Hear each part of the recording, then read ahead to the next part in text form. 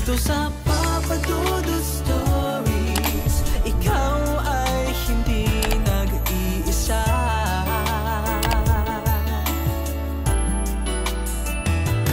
Dito sa Papa Dudut Stories, may nagmamahal sa'yo.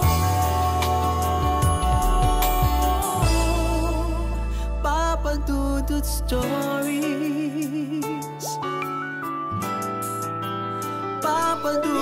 Papa Dudut. Sa lahat po ng mga nakatutok ngayon, huwag pong kalimutan mag-like, mag-share at mag-subscribe. Maraming salamat po sa inyong lahat.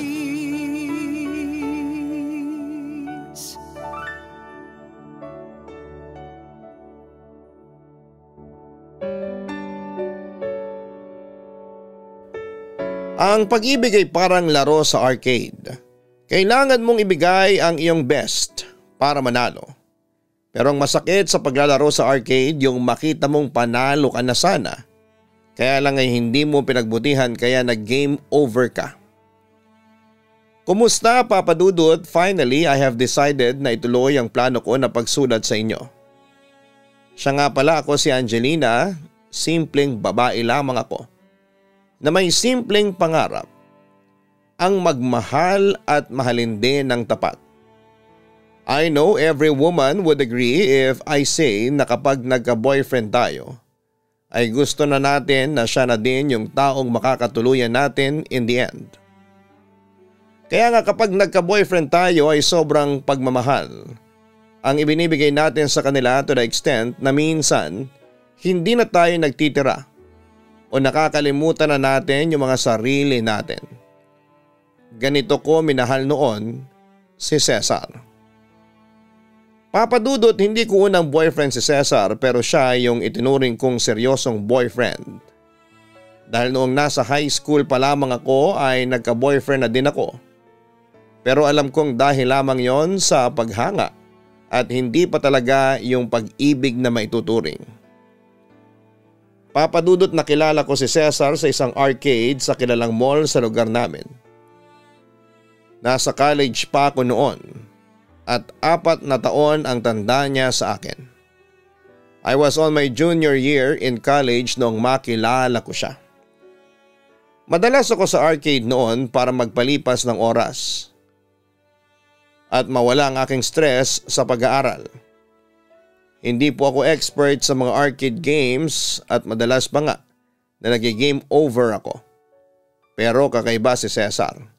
He is an expert gamer. Madalas ko siyang napapansin noon na naglalaro ng Sega arcade games kasama ng mga kaibigan niya. Ang hindi ko alam ay minamatyagan na pala nila ako noon. Nagkataon din na may gusto rin sa akin yung kaibigan niyang si Carlo, kaya labis siyang na-curious sa akin. Isang araw habang naglalaro ako ng car racing at nangunguna na ako, hindi ko alam na nasa likuran ko na pala siya at pinapanood ang aking ginagawa. Nagulat na lamang ako. Nang pagkatapos ko sa laro ay bigla siyang nagsalita. Ang galing mo miss, congratulations. Bati niya sa akin. Nang mga oras na yon ay hindi ko alam ang aking sasabihin dahil sa sobrang gulat.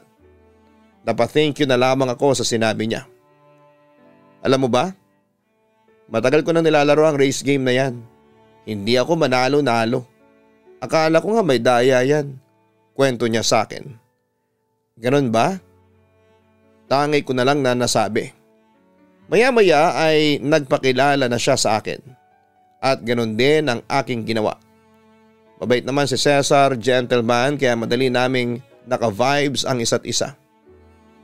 Papa Dudut, dito na nagsimula ang aming pagkakaibigan. Nagpatuloy kaming magkausap sa social media at sa text hanggang sa mag-decide kaming lumabas na dalawa. Simula noon ay naging regular ang pagkikita namin.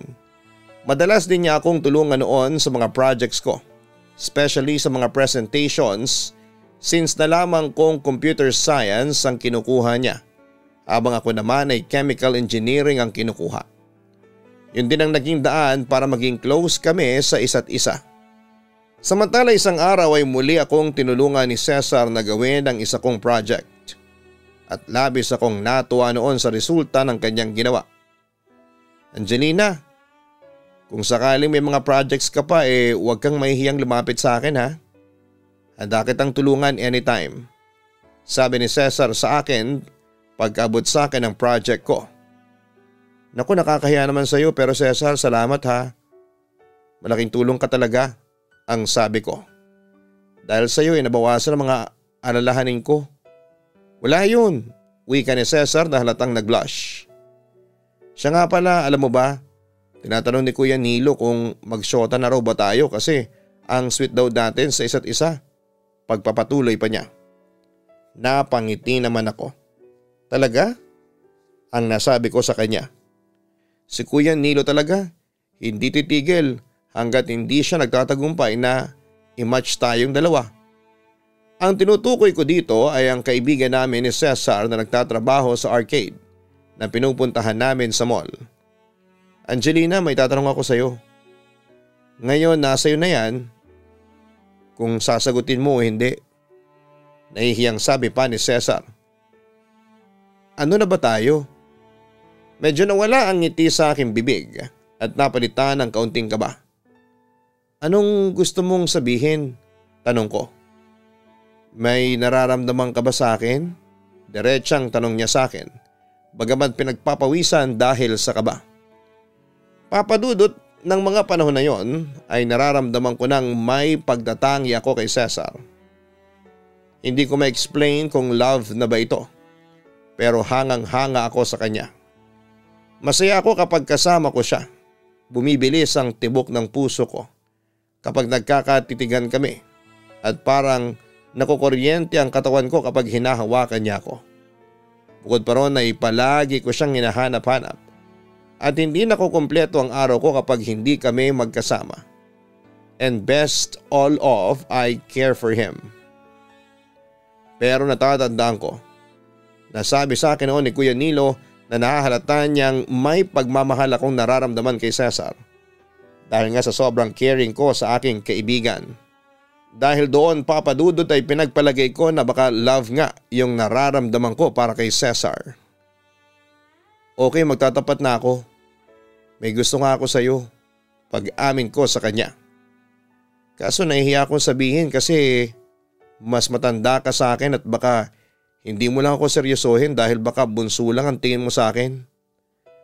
Wala namang problema kung mas matanda ako sa iyo. Nakangiting tugon pa ni Cesar sa akin.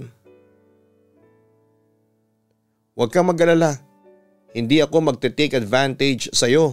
Sakali mang tanggapin mo ang pagtingin ko sa iyo. Nagulat ako sa sinabing yun ni Cesar.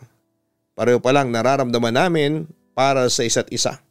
At labis kong ikinakatuwa yun, papadudot. Pero nasa sa iyo yan kung gusto mong i-upgrade sa love ang lahat. Dagdag niya. Hindi kita pipilitin sakaling mas piliin mo muna ang pag-aaral mo kaysa relasyon. Tingin ko kasi parang nabigla ka lang sa tanong ko. Bibigyan kita ng sapat na panahon para makapag-isip. Salamat Cesar, sabi ko. Tama ka, kailangan mo ngang pag-isipan ito mabuti bago tayo sumabak sa isang relasyon.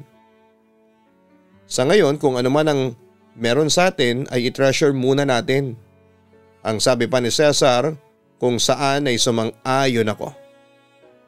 Papadudot ganon na nga ang nangyari. Hinayaan namin ang panahon ang maghusga. Hanggang sa isang araw ay na-realize namin na mahal namin ang isa't isa. Kaya wala na kaming inaksayang panahon at naging kaming dalawa na. Siyang naging honey ko at baby ko ang tawag naman niya sa akin. Papadudot masaya ang mga lumipas na panahon sa amin ni Cesar. Nang makapagtapos si Cesar, ay nagkikita pa rin kami sa arcade na madalas naming puntahan. Inaaya din niya akong kumain na magkasama pagkatapos ay ihahatid niya ako pauwi sa bahay namin. Habang siya naman ay papasok na sa work bilang night shift call center agent. Samantala katulad ng karamihan sa mga relasyon, ay dumaraan din kami sa mga pagsubok. Nariyan ang tampuhan, pagseselos at kung ano-anong pagsubok na dumadaan sa aming relasyon. Pero dahil sa pasensyoso si Cesar at very open naman siya sa akin kaya nawawala ang aking pag-aalinlangan sa kanya. Kaya tumagal ang aming relasyon ng 3 years. Pero Papa Dudut, dumating rin ang mga araw na unti-unti na siyang naging secretive sa akin. Nung una ay hindi ko yon pinapansin. Ngunit sa paglipas ng panahon ay lumakas talaga ang kutob ko na parang may madidiskubre ako kay Cesar na ikakagulat ko. Angelina, sa totoo lang ay naobserbahan ko na parang ikaw yung nagdadala ng relasyon ninyo ni Cesar. Bata pa lang tayo kilala na kita. Mapagmahal kang babae at kung magmahal ka ay sobra-sobra. To the extent na wala ka nang tinitira para sa sarili mo. Kaya alam ko na sobra mong mahal na mahal yang si Cesar. Sabi naman sa akin ng kaibigan kong si Cel. Oo, tama ka. Mahal na mahal ko siya. Sagot ko, pero aaminin kong sumang-ayon ako kay Cel na nitong mga nakaraang buwan ay parang ako na lang ang nagdadala ng aming relasyon ng boyfriend ko. Pero friend, sinasabi ko sa iyo ha, huwag mong ituon lang sa kanya ang buhay mo. Huwag mo siyang mahalin ng sobra. Magtira ka para sa sarili mo. Payo niya sa akin. Gaano mo kakilala ang boyfriend mo? Pahabol niyang tanong. Sabihin nating mahal na mahal niya ako, tugon ko. Pero kung mahal ka niya, bakit ka kinakabahan? Alam mo tayong mga babae, kapag kinakabahan tayo tungkol sa isang tao o bagay ay kadalasang totoo o nagkakatotoo yung mga iniisip at nararamdaman natin. Ngayon kung kinakabahan ka kay Cesar na baka may something siya na nililihim sa'yo, baka nga totoo yun kaya kung ako sa'yo mas talasan mo pa ang pakiramdam mo sa kanya. Payo pa ni Cel sa akin. Pagkatapos ay muli siyang nagpatuloy na siyang ikinaintriga ko. Huwag kang magagalit ha, pero parang may nararamdaman ako kay Cesar. Parang merong something sa kanya na hindi ko may paliwanag. Na parang nasa loob ang kulo niya? Ganon ba? Sagot ko naman. Oo, ayan ha. Sa'yo na nanggaling yan. Kaya ikaw Angelina, maging wise ka pagdating dyan sa boyfriend mo. Ang sabi ni Cel sa akin. Papadudot naging ganon ang setup namin ni Cesar. Pagkatapos ng tampuhan ay nagkakabati rin kami. Ngunit sa pagdaan ng panahon ay unti-unti kong napapansin na nagiging kakaiba na ang kinikilos ni Cesar. Kaya minsan ay napapaisip ako kung may tinatagong lihim sa akin ng boyfriend ko. Napapaisip din ako na baka totoo nga yung sinasabi sa akin ng best friend kong si Cel na may something kay Cesar na dapat kong tuklasin. At hindi nga nagtagal, papadudot, dahil isang araw pagkagaling namin ni Cesar sa paglalakwat siya sa mall, ay hinatid niya ako ngunit hanggang sa kanto lang. Katwiran niya ay nagmamadali siya dahil may emergency daw sa bahay nila. Siyempre pumayag ako. At sinabihan ko na lamang siya na mag-ingat sa pag-uwi. Pag-uwi sa bahay ay agad akong sinalubong ng aking ama at ina at doon ay kumain kami ng hapunan ng sabay. Pagdating naman sa aking kwarto ay laking gulat ko nang biglang may tumunog sa loob ng aking bag. Pagtingin ko sa aking bag ay nagulat akong nandoon ang cellphone ni Cesar. Bigla ko naalala noon na pinatago muna sa akin ng boyfriend ko ang kanyang cellphone sa aking bag habang naglalaro siya ng arcade. Papadudot binasa ko ang mensahe at napagtanto kong galing yon sa isang babaeng nagngangalang Joy. Pero habang binabasa ko yung mensahe ni Joy sa aking boyfriend ay nanlumo ako at gusto kong maiyak sa galit. Hanang tawag noong Joy kay Cesar at nang sinuri ko ang inbox ay bumulaga sa akin ang mga palitan nila ng mensahe ng boyfriend ko. Sweet at endearing, ibig sabihin niloloko ako ni Cesar. Dahil sa sobrang galit ay nagpa siya akong tawagan noon si Joy gamit ang cellphone ni Cesar. At tulad ng aking inaasahan, sinagot yon ng walang hiyang babae. Hello baby ko, napatawag ka? Tanong ng babae sa kabilang linya. Sinong baby ko? Yung tinutukoy mo, si Cesar ba? Nagsiselos kong tanong. Halatang nagulat ang babae sa kabilang linya pero naging sarkastiko ito sa akin. So ikaw pala yung other girl ni Cesar, sabi ng babae sa kabilang linya. Bakit pala nasa iyo ang cellphone ng boyfriend ko? Pang-asar pa nito sa akin. Boyfriend ko si Cesar, mahigit 3 taon na kami. Galit kong wika sa babae. Pero lalong nangasar si Joy. I don't care kung 3 taon na kayong magkarelasyon. Basta ang alam ko, ako ang tunay na mahal ni Cesar at hindi ikaw. O bakit natameme ka na dyan? Nanginig na ako noon sa sobrang galit, Papa Dudut. At kung pwede lang nasa bunutan ko ang babae sa telepono ay kanina ko pang ginawa. Kailan pa kayo ng boyfriend ko? Usig ko sa babae. Siguro mag-1 taon na, sagot pa ni Joy. Nagpantig ang aking tenga.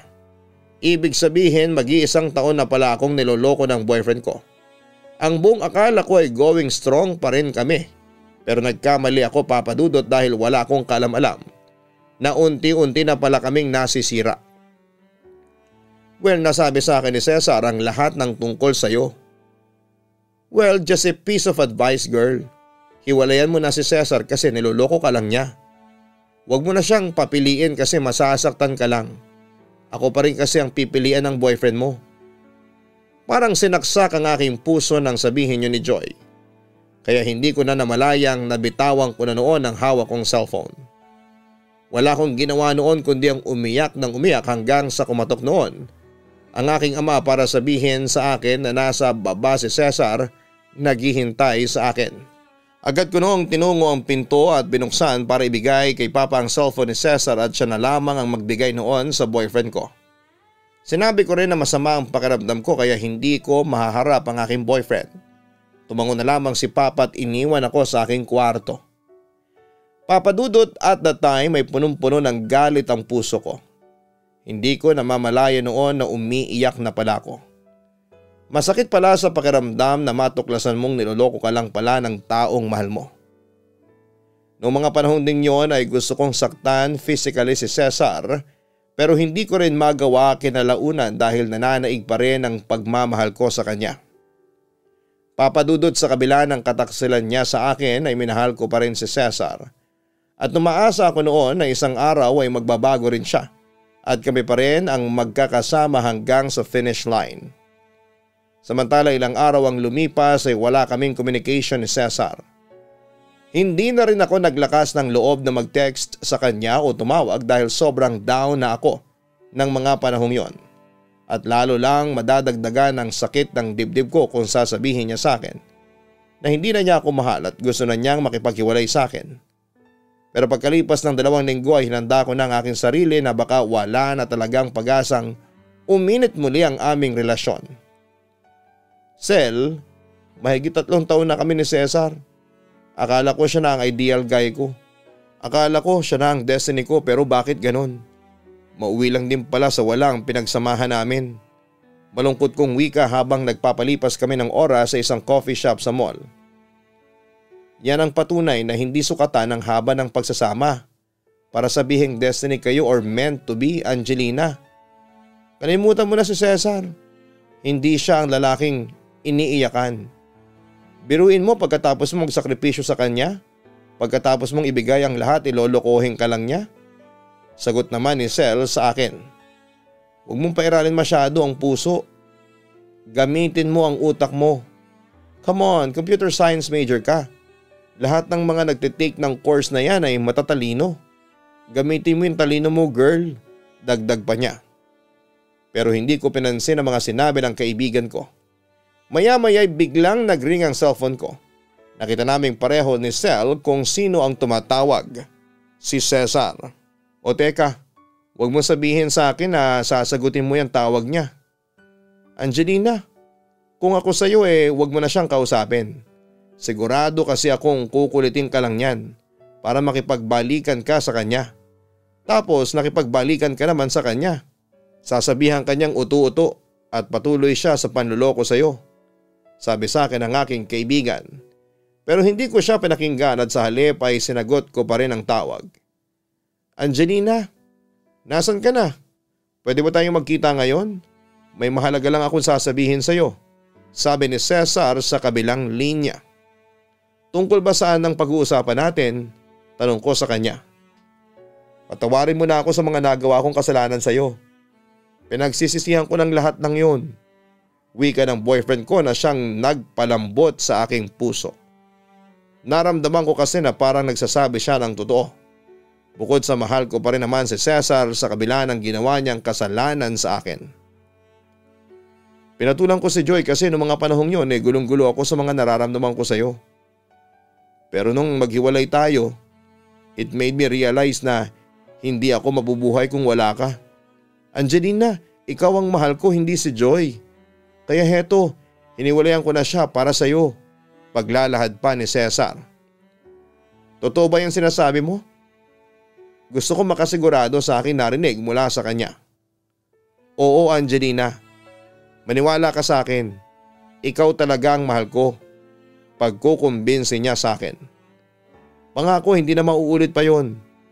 Magpapakatino na ako at gagawin ko ang lahat para hindi ka na magselos. Wala ko naging sagot sa kanya noong araw na yon, Papa Dudut. Pero simula noon ay hindi na ako tinantanan pa ni Cesar. Paulit-ulit siyang humihingi ng tawad sa akin and he want me back.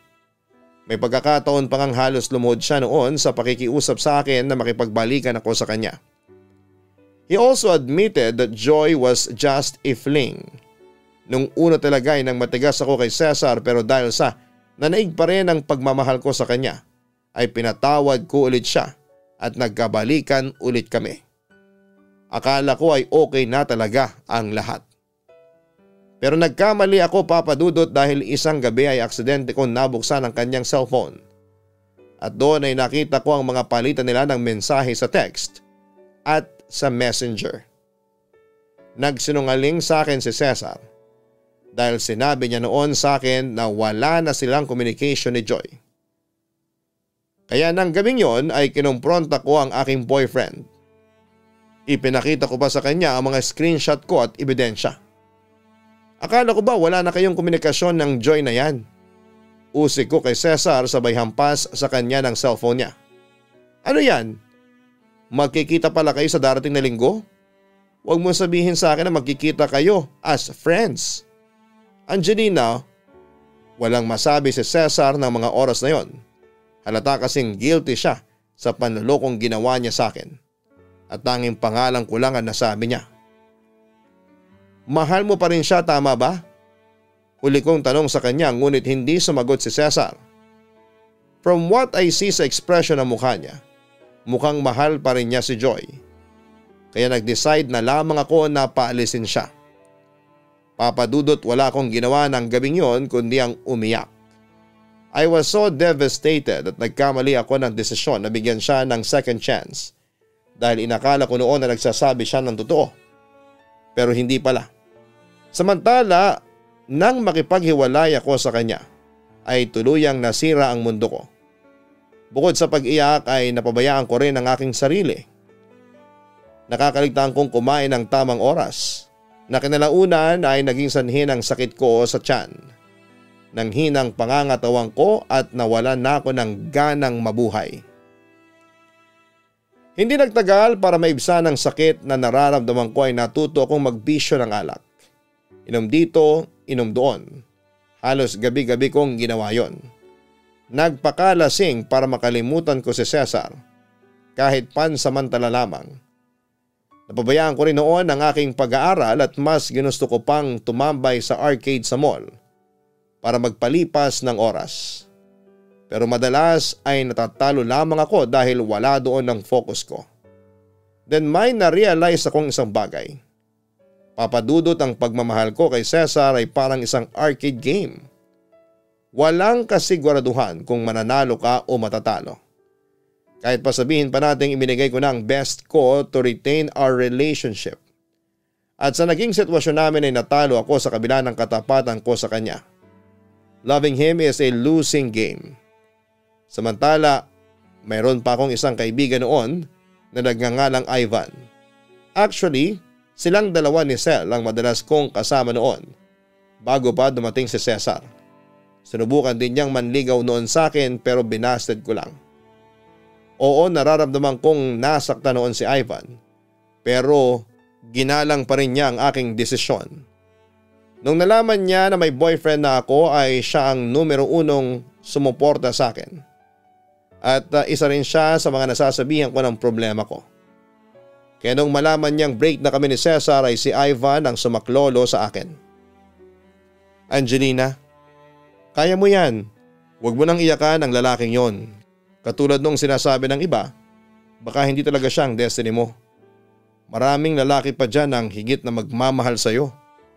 Sabi ni Ivan sa akin habang dinadamayan ako sa pighating nararanasan ko.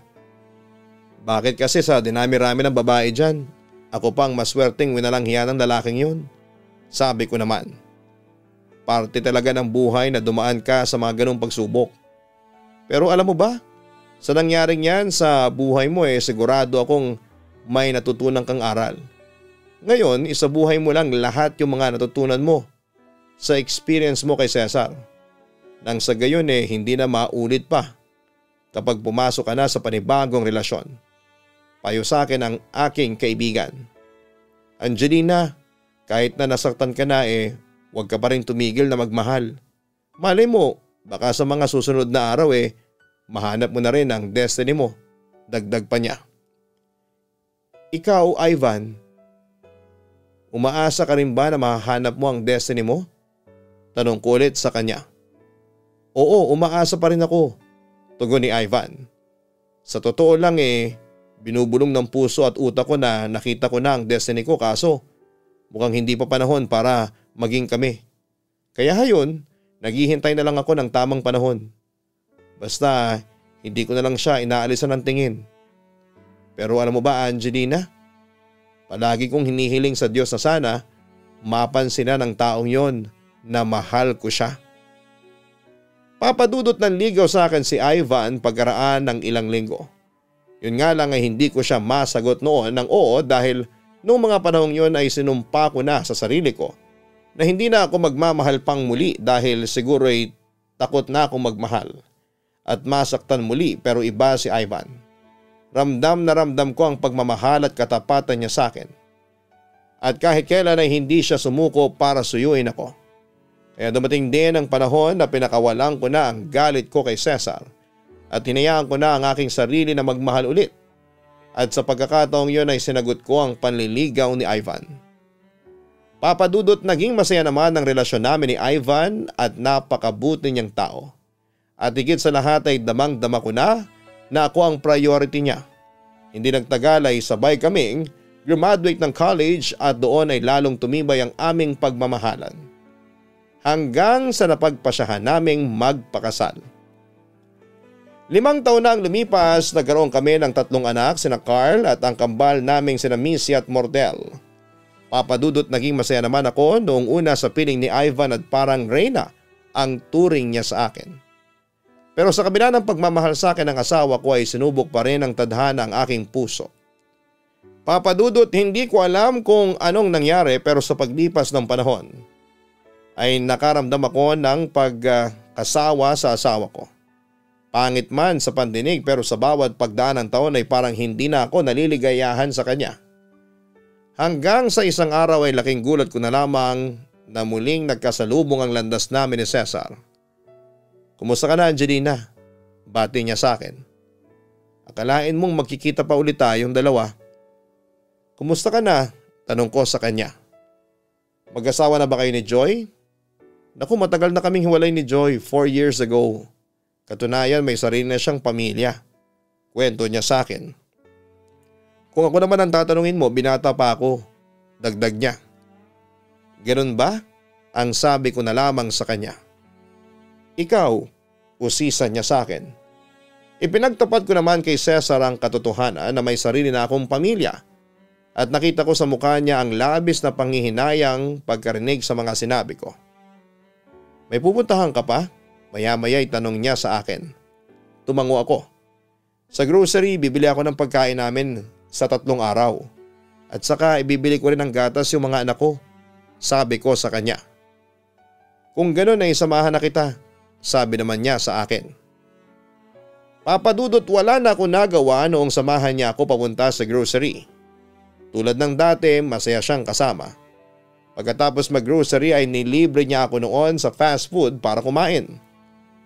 Doon ay hiningi niya sa akin ang aking bagong numero at Facebook profile. Ewan ko ba, Papa Dudut, pero wala akong pag-aalinlangan na ibinigay yon sa kanya. Yun ang simula ng aming komunikasyon. Masipag mag-text at mag-send ng message si Cesar sa Facebook. Palagi kami nagkwekwentuhan bago matulog. Pero syempre hindi ko yon pinaalam kay Ivan. Papa Dudut, malaki na rin pala ang pinagbago ni Cesar pero sa magandang paraan. Nasabi ko yon kasi kung magsalita at kumilos siya ay matured na siya. Kung titingnan nga ay parang ready na siyang magpamilya. Bukod sa palitan ng messages ay naging madalas din ang paglabas namin ni Cesar. Hindi ko yon pinapaalam sa aking asawa at sasabihin ko lang kay Ivan na namamalengke lang ako o mag-grocery. Pero pagkalabas ko ng bahay ay para kong ibong nakawala sa hawla at agad kaming nagkikita ni Cesar.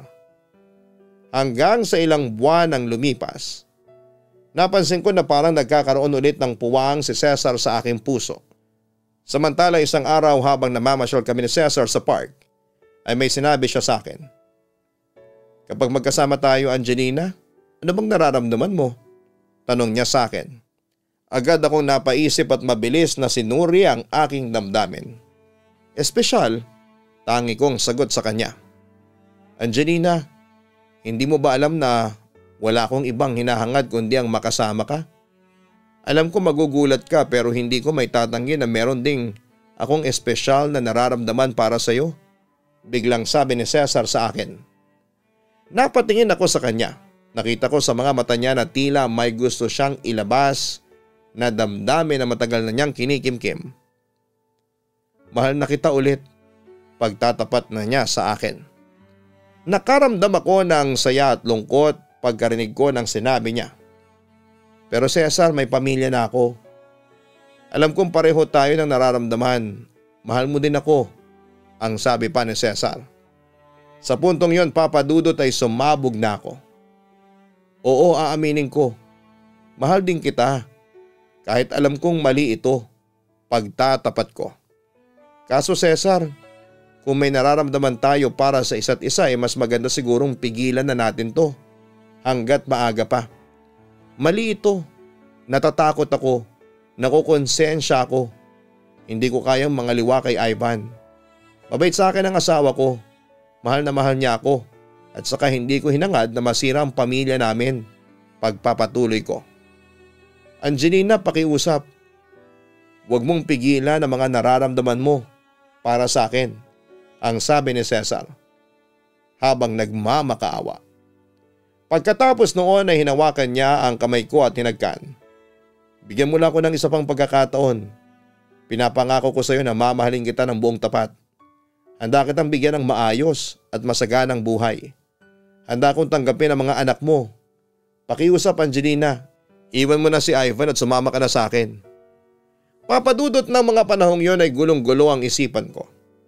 Oo, aaminin ko na mahal ko rin si Cesar pero ayaw ko namang magtaksil kay Ivan. Kaso kahit anong paglaban ang gawin ko sa mga nararamdaman ko ay hindi ko magabi-gabi kaya ang ending ay nauwi rin ako sa pagtataksil. Oo, Papadudot, nagkaroon kami ng relasyon ni Cesar at nilihim ko yon sa asawa ko. Halos 8 buwan din kami naglaro ni Cesar sa apoy. At sa loob ng mga buwan na yon ay sobra ko siyang minahal. Pero syempre hindi natutulog ang konsensya at patuloy akong binabagabag noon. Papadudot, sinikap ko talagang walang usok na maaring makalabas. Pero kahit na anong gawin kong pagtatago ay mauungkat at mauungkat rin ang pinakakatago mong lihim.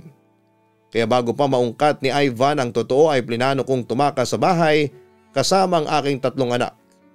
Oo, buo na ang desisyon ko na iwan na si Ivan. Pero nang gabing yon ay nakita ko si Ivan na nakatayo sa labas na para bang umiiyak. Dahil sa curiosity ay pinuntahan ko ang asawa ko. Ivan, anong ginagawa mo rito sa labas? Bakit hindi ka pa pumasok sa loob? Tanong ko sa kanya. Bumaling si Ivan sa akin. Luhaan. Pero agad niyang pinunasan ang mga mata niya gamit ang kamay at mahinahon na nagsalita. Naging mabuti akong asawa sa iyo. Sabihin mo sa akin kung ano yung naging pagkukulang ko sa iyo. Tanong niya sa akin. Naging mabuti kang asawa sa akin at minahal mo talaga ako. Nagpapasalamat nga ako at ikaw ang naging asawa ko. Nahihiya kong sagot kay Ivan. Ito na ang huling tanong ko sa iyo. Mahal mo pa ba ako? Pero agad na binago ni Ivan ang tanong. Mali pala ang tanong ko. Dapat pala itanong ko sa iyo kung bakit nawala ang pagmamahal mo sa akin. Ano, Angelina? Sabihin mo naman sa akin kung ano ba ang pagkukulang ko para naman malaman ko pagpapatuloy pa niya. Hindi ako nakasagot dahil hindi ko rin alam noon kung ano ang sasabihin ko. Alam ko na yung tungkol sa inyo ni Cesar. Pagtatapat pa niya.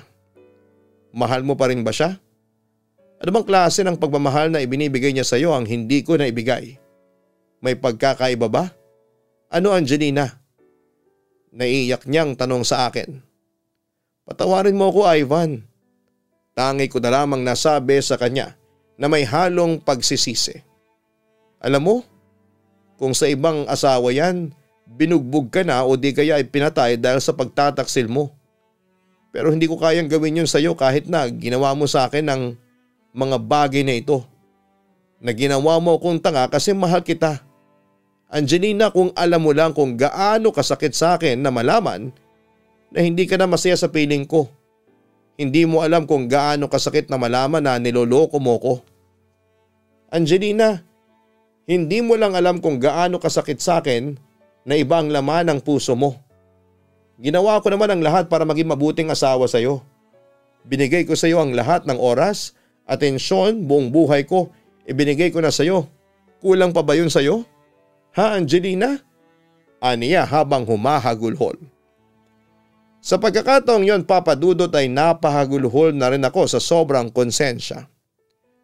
Huwag ka mag-alala. Hindi ko kayang mamuhi sa iyo. Hindi ko kayang maggalit sa iyo kahit na masakit tong ginagawa mo sa akin. Ganyan kita kamahal, Angelina. Ganyan ako nagpakatanga sa iyo. Ganyan ako nagpakamartir sa iyo kasi mahal kita. Pagpapatuloy pa ni Ivan.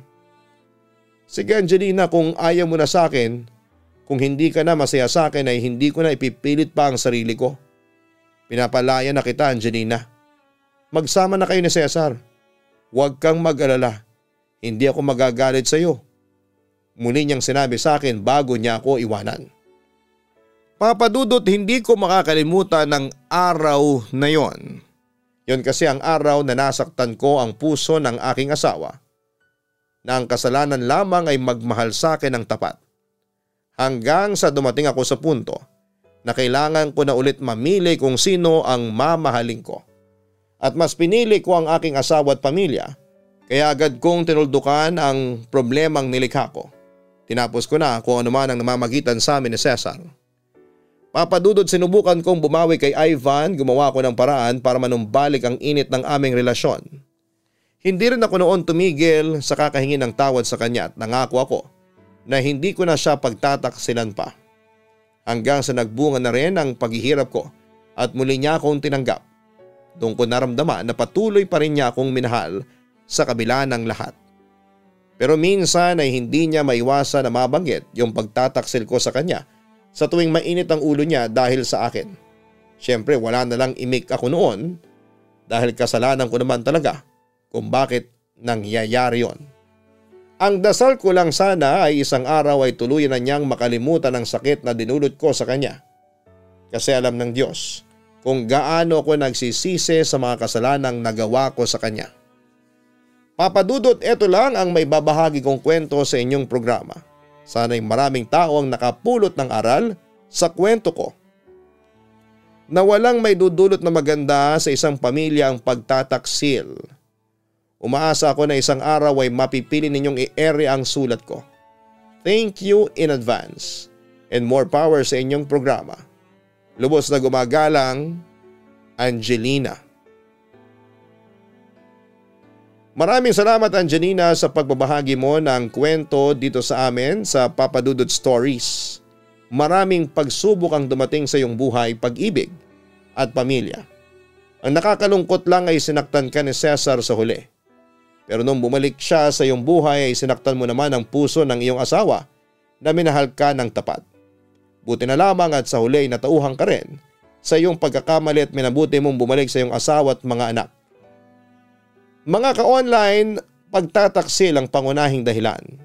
Kaya nasisira ang relasyon ng dalawang taong nag-iibigan.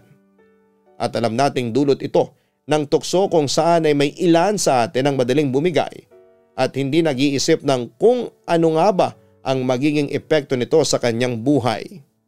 Huwag nating sabihin na kapag nahuhulog tayo sa tukso ay kinakatwiran natin na tayo ay mga tao lamang. Mali. Mga ka-online, kaya tayo binigyan ng Diyos ng utak ay para pag-isipan ng mabuti ang mga desisyong ginagawa natin sa buhay. Bukod sa pag-iisip, binigyan rin tayo ng Diyos ng kakayahang kontrolin ang ating sariling katawan. Kaya kung alam na nating mali ang ating desisyong gagawin ay bakit pa natin itutuloy? Palagi nating tatandaan na ang tukso ay nandyan lang yan. Pero ang kontrol na tanggihan ng tukso ay nasa sa atin yan. Mga ka-online, kung ayaw nating makasakit ng damdamin ng ating kapwa, lalo na ang ating kasintahan o asawa ay iwasan natin ang mga panandaliang kaligayahan. At kahit gaano pa karami ang tuksong dumating sa iyong relasyon, magtatagumpay pa rin ang pagmamahalan basta't kasama ang Panginoon. Kaya para kina Angelina at Ivan naway maging masaya pa ang inyong pagsasama. God bless sa inyong pamilya. Hanggang sa muli, ako po ang inyong si Papa Dudut. Huwag kalimutan na mag-like, mag-share at mag-subscribe. Hanapin po ang Kaistorya Horror para sa mga daily horror uploads namin. Ganon din ang Gianna Vlogs para sa aming weekly family vlogs. Salamat po sa mga nakasubscribe na.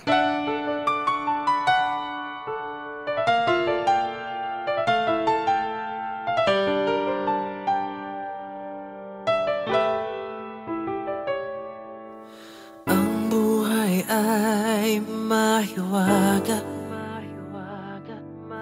laging may lungkot at saya. Sa Papa Dudut Stories, laging may karamay ka.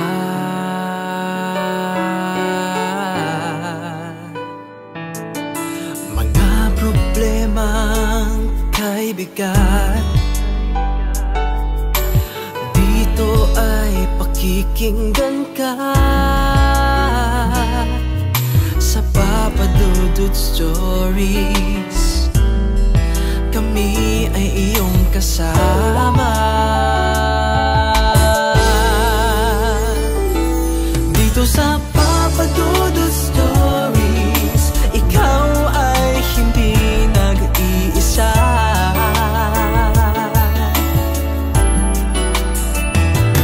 Dito sa Papa Dudut Stories, may nagmamahal sa'yo. Papa Dudut Stories, Papa Dudut Stories,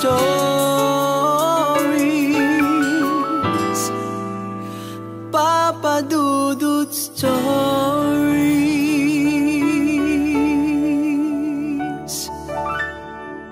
Hello mga ka-online, ako po ang inyong si Papa Dudut. Huwag kalimutan na mag-like, mag-share at mag-subscribe. Pindutin ang notification bell para mas maraming video ang mapanood ninyo. Maraming salamat po sa inyong walang sawang pagtitiwala.